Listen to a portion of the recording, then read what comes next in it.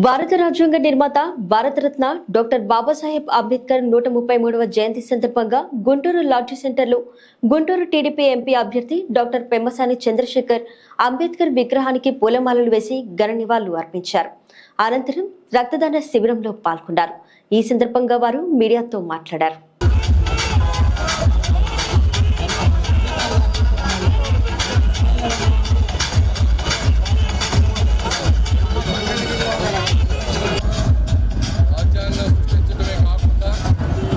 మహిళలకి అదేవిధంగా daily work చేసుకునేటువంటి పేదవాళ్ళందరికీ కూడా సమాన హక్కులు ఉండే విధంగా, కనీస వేతనాలు ఉండే విధంగా